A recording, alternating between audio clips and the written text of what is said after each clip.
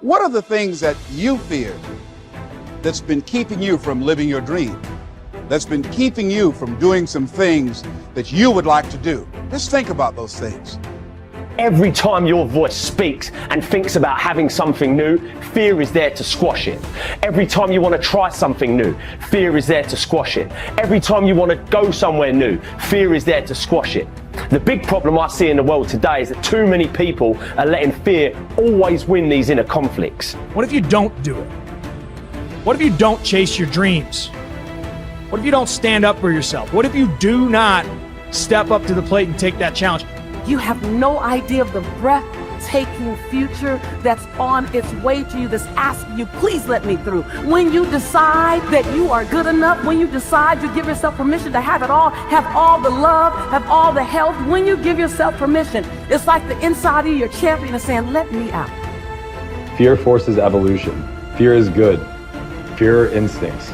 Fear is the radar that tells you what you need to do, how to exist, and what's going to keep you alive. Fear can keep you in your comfort zone.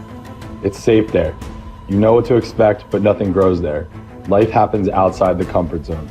So let's look at how we can begin to take some steps to restructure that fear, to begin to expand our visions of ourselves, to begin to increase our self-esteem. Webster said that self-esteem means confidence and satisfaction in oneself.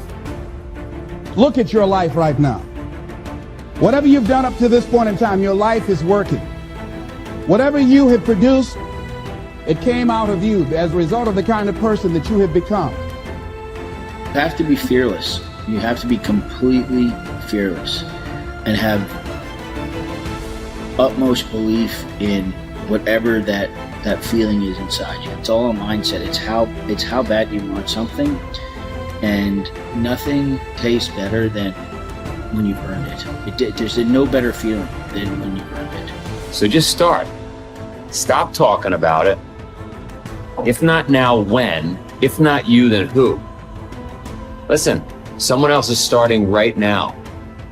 As long as you got air in your lungs, you have an opportunity to improve your current situation.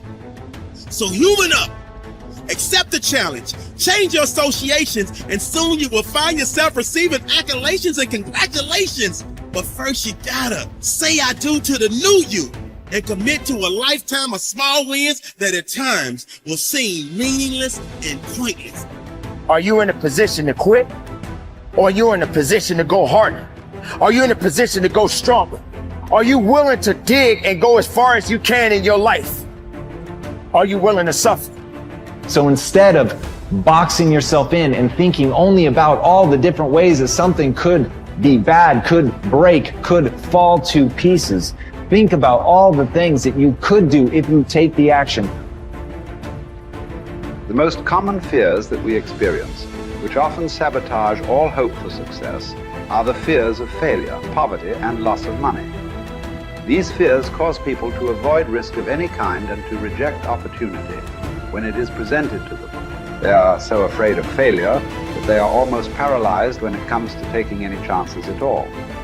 There are many other fears that interfere with our happiness.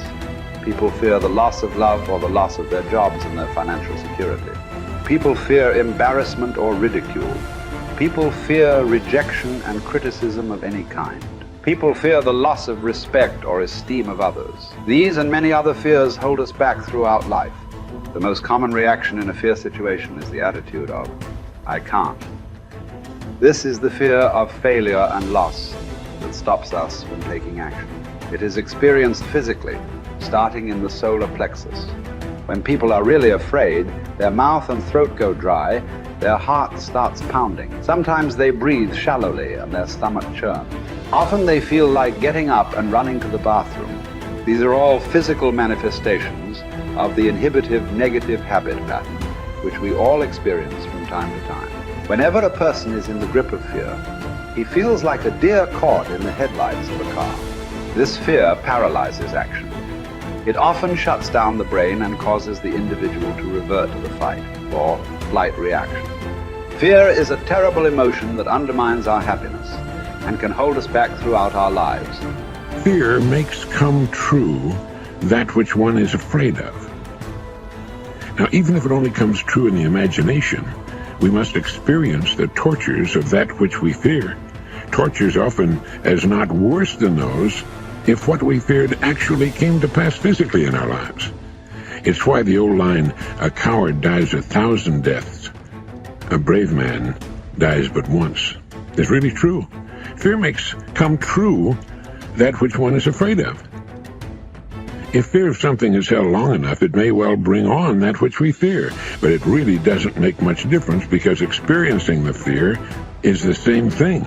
That is, as far as our mind and body are concerned, it's actually happening over and over again, doing its inevitable damage to our physical bodies.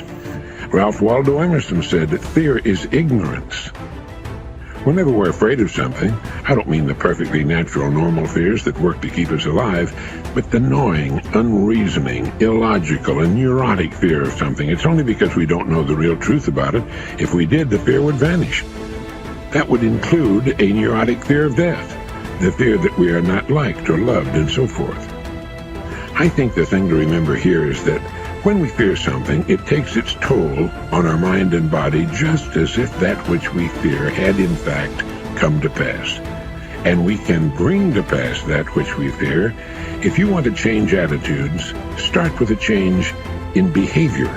In other words, begin to act the part as well as you can of the person you would rather be, the person you most want to become. Gradually, the old fearful person will fade away. Dr. Frankl learned that by controlling his attitude, the concentration camp fell away. His mind was free to roam where he wanted it to roam, think about what he wanted it to think about.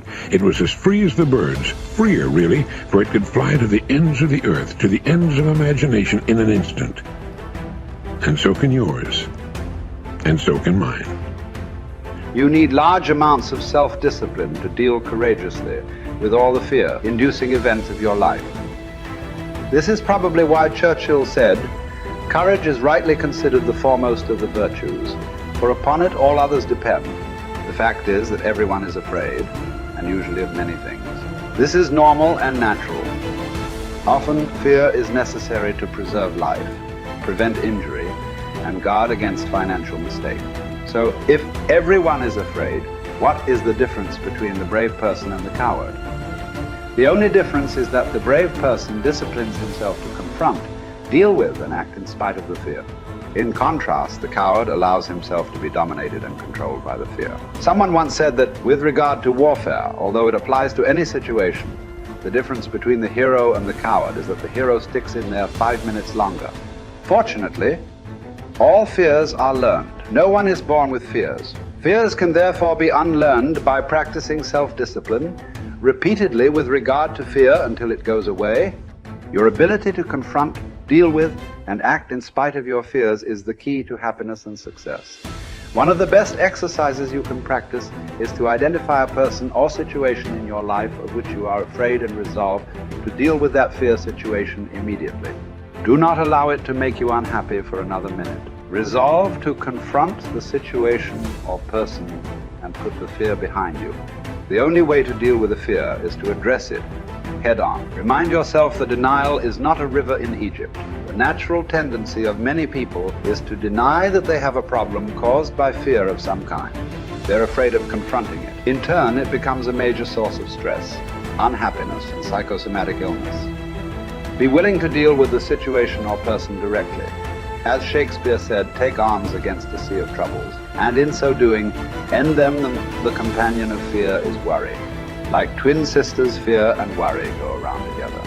Mark Twain once wrote, "I have worried about a lot of things in life, and most of them never happen." So if you want to do something, if you thought about something you want to do, take it head on. Decide that you're going to start looking at it, start doing research on it, start tackling it, start becoming involved in whatever and wherever it might lead you to begin to explore the possibilities in that particular thing that you're seeking so that you can begin to learn all you can about it. Decide that you're going to face it, that whatever shortcomings you have, that you're going to strengthen yourself there. Whatever training that's required, that you're going to go get that training, that you're going to get started right now. George Washington Carver would say, do what you can, where you are with what you have, and never be satisfied. S.B. Fuller used to say, and you heard Joe Dudley talk about, always strive to be more than that which you are. Yeah, don't get satisfied with yourself. Always know that wherever you are, you can enjoy more, that you deserve more. But most people, you know what they do? Most people go through life quietly and safely tiptoeing to an early grave. Find out what it is you want and go after it as if your life depends on it. Why? Because it does.